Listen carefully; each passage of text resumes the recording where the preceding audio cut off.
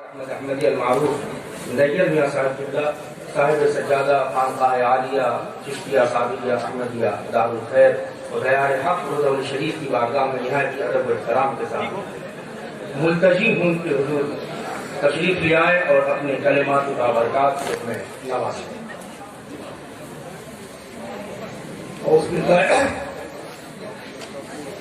أعوذ بالله من الشيطان الرجيم بسم الله الرحمن الرحيم نحمده ونصلي ونسلم على رسوله الكريم۔ میں جانتا ہوں کہ آپ کا منہ قوالی سننے کا ہے، مجھے خوب علم ہے، لیکن اب اتنی بڑی خلقت اکٹھا ہے تو بڑی چند جو ہے اہم اور مفید باتیں ہمارے شیخ الحدیث نے آپ کو بتائی ہیں۔ اب چند 10 منٹ کے لیے آپ میری جانب متوجہ ہو جائیے، کیونکہ یہ مجمع ایسا ہے کہ کچھ نوجوان سجادگان، نوجوان پیرزادگان اور نوجوان پیران حضرات علماء کے ساتھ بیٹھے ہوئے ہیں، اور سب سے ضروری ان کی اصلاح ہے۔ یہ 3 کتابیں یہاں سے شائع ہو رہی ہیں، ایک رسالہ ہے اور ایک حج اور عمرہ جو ہماری پہلے کی کتاب ہے اس کا 2nd ایڈیشن ہے۔ تیسری سب سے اہم کتاب انوار العیون ہے جو حضرت شیخ عبدالقدوس گنگوہی نے تحریر فرمائی ہے، حضور شیخ العالم کی سوال حیات ماخذ ہے۔ یہ حضور شیخ العالم کی سوال حیات کا سب سے اہم، اس کے بعد اخبار الاخیار، میراث الاسرار اور بحر ذخائر، یہ تمام ماخذ ہیں۔ اس کی اتنی اہمیت کیوں ہے؟ اس وقت جو کتاب شائع ہوئی ہے اس کی اتنی اہمیت کیوں دی جا رہی ہے کہ اس کی رسم اجرا اتنے بڑے مجمع میں اور سما روک کے کیوں کی جا رہی ہے؟ کیا وجہ ہے؟ میں میاں وہ باتیں آپ حضرات میری بات 10-15-20 منٹ غور سے سنیے، کیوں کر رہے ہیں؟ میرے علم کے مطابق انوار العیون 500 سال پرانی کتاب، کئی بار اس کا اردو ترجمہ ہو چکا ہے، تو پھر اس اردو ترجمے میں کیا خاصیت ہے؟ کیوں اس کو اتنی اہمیت دی جا رہی ہے؟ ذرا سا 2 منٹ خاموش ہو جائیے۔ کیوں اتنی اہمیت دی جا رہی ہے؟ اس کی وجہ یہ ہے کہ آج تک جو تراجم شائع ہوئے ہیں وہ ایز اٹ از جیسے کہ تھے تیسے اس سے فارسی سے اردو نقل کر دی گئی، اس سے ترجمہ کر۔ انوار العیون ایک ایسی کتاب ہے کہ بزرگوں کے اوپر بعض حالات ایسے طاری ہوتے ہیں کہ ان کے منہ سے ایسے کلمات نکلتے ہیں یا بعض واقعات ایسے ہوتے ہیں کہ جس کو پڑھ کر کے عوام تو عوام، علماء ظاہر گمراہ ہو سکتے ہیں اور اہل اللہ پر انگلی اٹھا کر اپنی دنیا اور آخرت تباہ کرتے ہیں۔ اس کتاب کی خاصیت یہ ہے کہ 500 سال کے بعد یہ شخص جو آپ کے سامنے ہمارا شیخ الحدیث کھڑا ہوا ہے، انہوں نے پورے سلسلے صابریہ کے اوپر احسان عظیم کر دیا ہے۔ انہوں نے اس میں وہ تخریجات، تعبیرات اور تصریحات کی ہیں جو 500 سال سے آج تک نہیں ہیں، اور اس کو صرف ایک وہی عالم دین کر سکتا تھا جو معقولات اور منقولات کا ماہر ہو، درسگاہ کا شہسوار ہو اور بزرگوں سے عقیدت جس کے دل میں کوٹ کوٹ کر کے بھری گئی۔ حالت یہ رہی ہے کہ لاک ڈاؤن کے بعد جب 6 نومبر کو جامعہ چشتیہ کھلا ہے، اس کے 1 مہینے کے بعد ہم لوگوں نے سوچنا شروع کیا ہے 15 دن کے بعد کہ ہم انوار العیون پہ کام کریں گے، اس لیے کہ بعض علماء ظواہر کی طرف سے انوار العیون کے اقتصابات پر بے حد اعتراضات تھے۔ انہوں نے دن میں 10 گاہ لیتے تھے، رات کو کھانا نہیں کھاتے تھے تاکہ نیند نہ آئے، اور 2 بجے رات تک اس پہ تخریجات کی ہے، اور اس کے متن کو اور اس کے ترجمے کو محفوظ کر دیا گیا ہے۔ اب یہ کتاب ابھی اس کا رسم اجرا ہوگا۔ میں سلسلے صابریہ کے تمام پیران حضرات سے، تمام مشائخین سے میں یہ التماس کروں گا کہ وہ اس کتاب کو خریدیں اور اس کا مطالعہ کریں۔ دوسری بات جو میں اس وقت تمام نوجوان پیران حضرات ہمارے پاس بیٹھے ہیں، ایک شیخ کے لیے ضروری ہے کہ ان میں شریعت رکھے۔ اگر شیخ آج کل المیہ کیا ہو گیا ہے؟ المیہ یہ ہو گیا ہے کہ جو سجادگان خانقاہوں میں آ رہے ہیں وہ علم شریعت سے تو ناواقف نہیں ہے، اس سے بھی ناواقف ہیں کہ ان کے بزرگوں کا طریقہ کیا تھا. ایک شیخ طریقت، میری بات بہت دھیان سے سنیے آپ لوگ، ایک شیخ طریقت جو ہوتا ہے اس کو دو قسم کے مسائل کا سامنا کرنا پڑتا ہے. ایک مسائل شریعت، دوسرے مسائل طریقت. مسائل شریعت میں اگر وہ عالم ہے یا اگر عالم نہیں ہے تو اتنی استعداد رکھتا ہے. میں اپنی بات کرتا ہوں، اگر میرے سامنے کوئی مسئلہ شریعت آئے گا تو میں کتابوں کو دیکھوں گا، اگر میرے اندر استعداد ہوگی تو میں اس سے مسائل اخذ کر لوں گا. جہاں مسائل دقیق ہوں گے تو میں اپنے دار الافتاء میں متوجہ کروں گا اور وہاں سے پوچھوں گا اور اس پہ عمل کروں گا. یہ ہو گئی مسائل شریعت. اب مسائل طریقت کیا ہے؟ جس مسند پہ آپ بیٹھے ہیں اس مسند کے بزرگوں کا کیا طریقہ خانقاہی رہا ہے. اگر کوئی خانقاہ کا سجادہ یا پیرزادہ کسی مصلحت کے تحت، کسی منافقت کے تحت اپنے پیروں کے طریقے سے الگ رکھتا ہے تو وہ زندیق کہلائے گا. زندیق. یہ سن لیجیے آپ لوگ، آج میں نے وہ رسوی حضرات سے بات کی کہ فاضل بریلوی یہاں آئے تھے اور انہوں نے حضرت شاہ ارتفاع احمد صاحب کی دستبوسی کی تھی. اگر ہمارے پیران حضرات کہیں چلے جاتے تو ہماری چاہے گردن کٹ جاتی، ہم اپنے پیروں کا طریقہ نہیں چھوڑ سکتے تھے. تو ادب سے التجا یہ ہے پیران حضرات سے کہ اگر آپ عالم و فاضل نہیں ہیں بھیا تو کم سے کم اپنے پیروں کا طریقہ تو سیکھیے. یار اپنے باپ دادا کا طریقہ تو پڑھ لو بھائی کہ تمہارے باپ دادا نگر دادا کہاں جاتے تھے، کس کو سجادہ تسلیم کرتے تھے، کس کو مانتے تھے، کس محفل پہ جاتے تھے. اگر آپ اتنا بھی نہیں جانو گے تو پھر کاہے کے لیے تم بیٹھے ہو. گفتگو تھوڑی تلخ ہے، سخت ہے، لیکن ان پیران حضرات کے لیے بے حد ضروری ہے. ہر جگہ سیاست نہیں چلتی، ہر جگہ منافقت نہیں چلتی، خانقاہ میں حق چلتا ہے. حق. ایک صاحب نے مجھ سے کہا کہ آپ حضرت جو ہے میرے یہاں نہیں آتے اور فلانے کے یہاں جاتے ہیں. ہم نے کہا اس لیے فلانے کے یہاں جاتا ہوں کہ میں نے اپنے پیروں کو ان کے یہاں جاتے دیکھا. آپ کے میرے تعلقات اپنی جگہ پہ ہیں، میری گردن بھی اگر کٹ جائے گی تو میں اپنے پیروں کا طریقہ نہیں چھوڑ سکتا.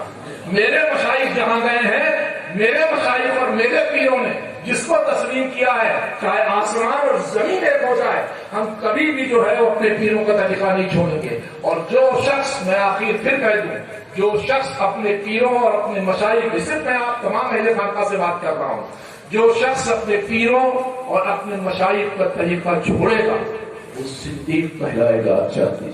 میں نے اپنے نانا صاحب کو دیکھا تھا، مولانا احمد میاں صاحب، ان کے بہت مریدین یہاں ہیں.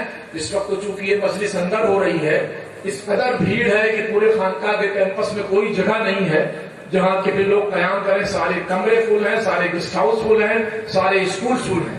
یہ تو ہمارے خیال میں جو لوگ یہاں قیام پذیر ہیں ان کے 10% بھی لوگ یہاں نہیں آئے. 10% سارے اس میں اپنے کمرے میں ہیں، وہ نکل ہی نہیں پا رہے ہیں بیچارے کہ یہاں آ جائیں.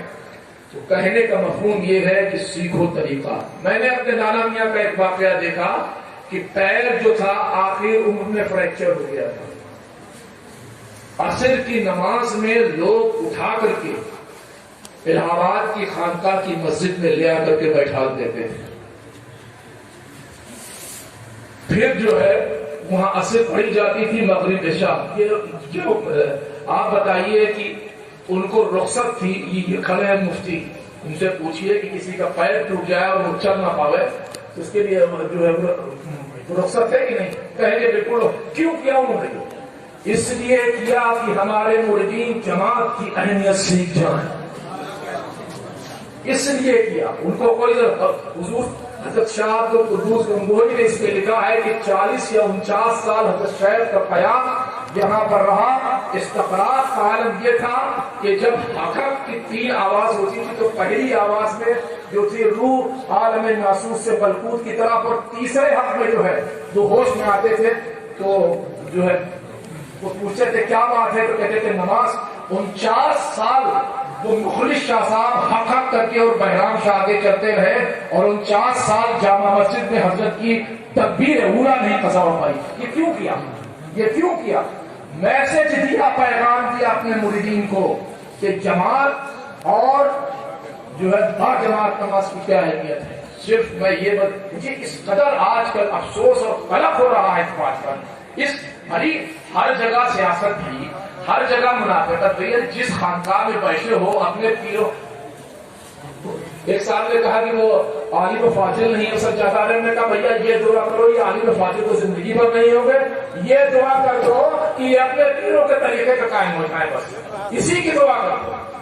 حالت یہ ہے کہ عالم و فاضل کو چھوڑیے، بہت بڑی بات ہے، حالت یہ ہے کہ اپنے پیروں کے طریقے پہ قائم نہیں۔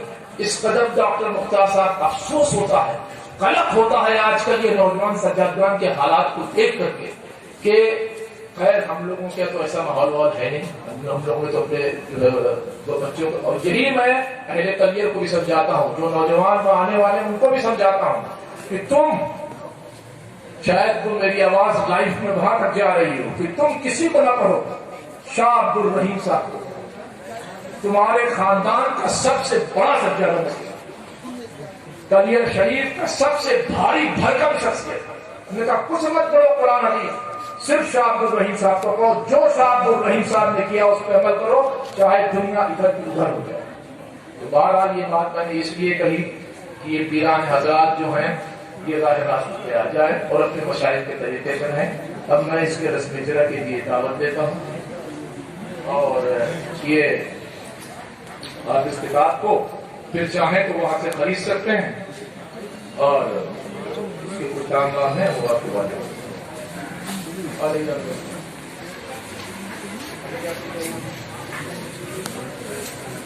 سارے لوگ بیٹھے رہے، جو سجادگان ہیں وہ سارے لوگ نہ کھڑے ہوں، تو رونمائی ہونے جا رہی ہے کتاب میں۔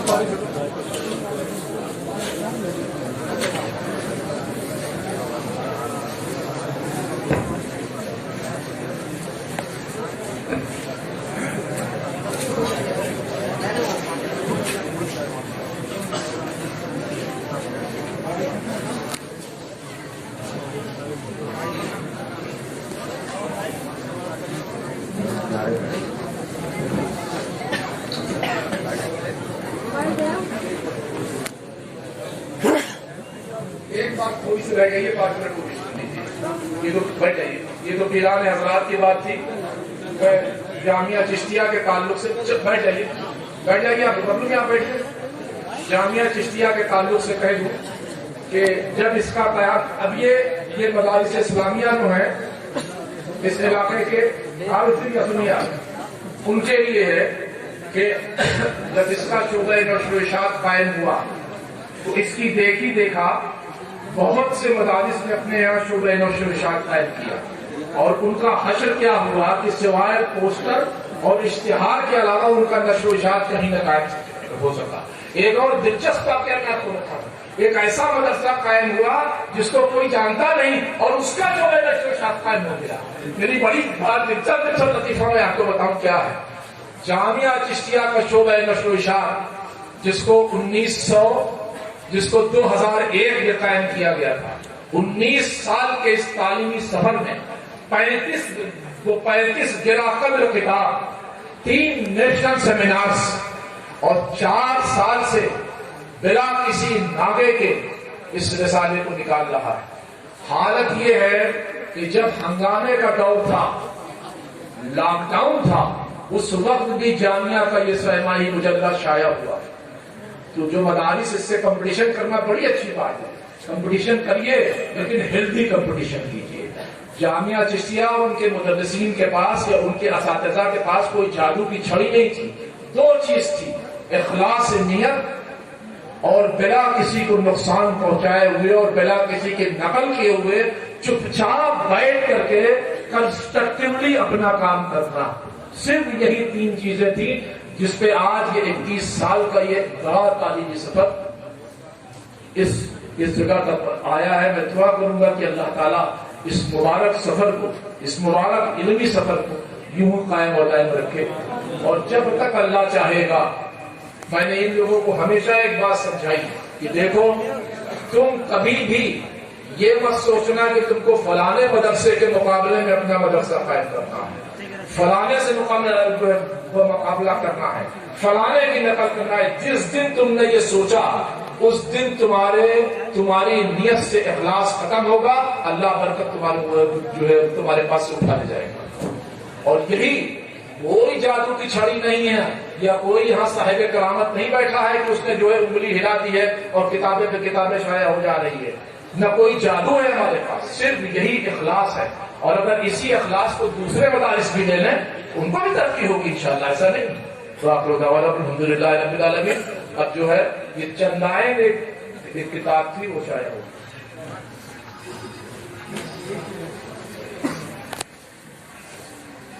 چندائن اس خانوادے کی ایک ایسی عظیم کتاب ہے جس نے باقاعدہ طور پہ یہ خانوادہ، شیخ العالم کا خانوادہ، جو آپ کے پیر دادا حضرت شیخ ملا داؤد رحمۃ اللہ علیہ، اور ملا اس وقت کی آخری اور اہم ڈگری تھی جس کو مولائے روم کہتے ہیں، ملائے روم بھی کہتے ہیں، ملا جیون کہتے ہیں، اس وقت آخری ڈگری. اور یہ حضرت ملا داؤد رحمۃ اللہ علیہ نے یہ چندائن لکھی ہے اس عہد میں جو علاؤ الدین خلجی، ابراہیم شرقی اور محمد فیروز شاہ تغلق کا عہد تھا. اس وقت ڈلمئو میں آپ رہا کرتے تھے اور آپ کے والد مخدوم شعیب امیر العمرا کے پوسٹ پر بادشاہ وقت کے حکم پر فائز تھے. اس وقت امیر العمرا کا جو پوسٹ تھا، عہدہ تھا، وہ چیف جسٹس کا عہدہ ہوا کرتا تھا.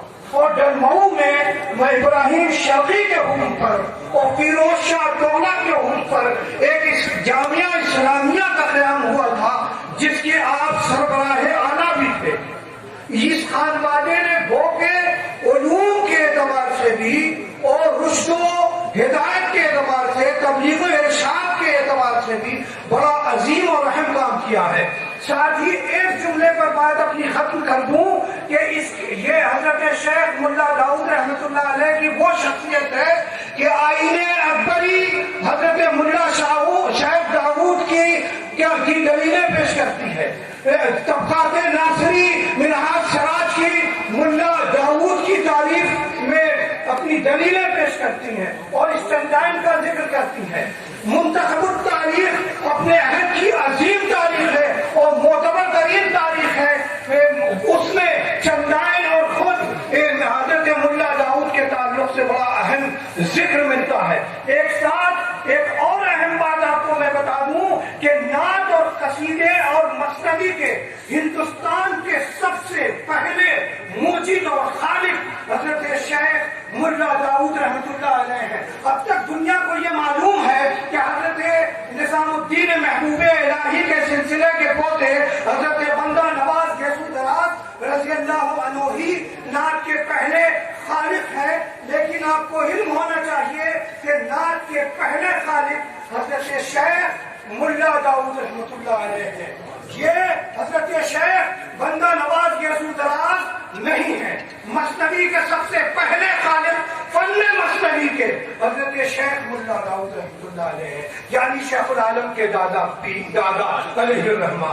ساتھ ہی قصیدے کے سب سے پہلے ماہرین میں آپ ہی کا مقام اول ہے. اور ساتھ ہی علم لسانیات پر سب سے زیادہ اس کے اوپر بحث کیا ہے.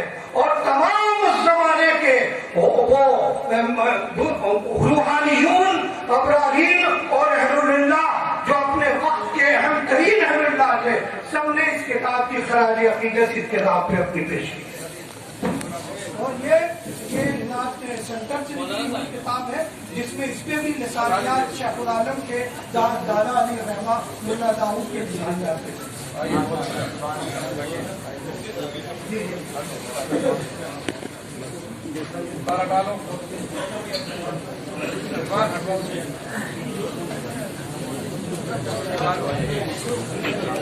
Gracias.